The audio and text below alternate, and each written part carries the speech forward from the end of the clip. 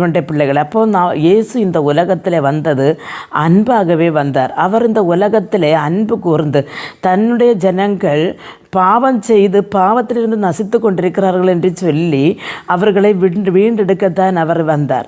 அவர் அன்புக்கு உருவமாக நான் என்னை போல நீங்களும் அன்பாயிருங்கள் என்று சொல்லுகிறார். தன்னுடைய காணப்படுகிற சகோதரை சிநேகிக்காத ஒருவனுக்கு காணப்படாத தெய்வத்தின் மேல் எப்படி அன்பு கூற முடியும் அப்படி என்று வேதம் சொல்லுகிறது. அருமையான தேவனுடைய பிள்ளைகளே, நாம் நம்முடைய வாழ்க்கையில் நம்ம எவ்வளவுதான் தீர்க்க தரிசனங்கள் உரைத்தாலும் ஜெபம் பண்ணினாலும் பாடினாலும் என்ன செய்தாலும் பிரசங்கங்கள் பண்ணினாலும் ஒரு மனிதனோடு உள்ள ஒரு அன்பு இல்லாவிட்டால்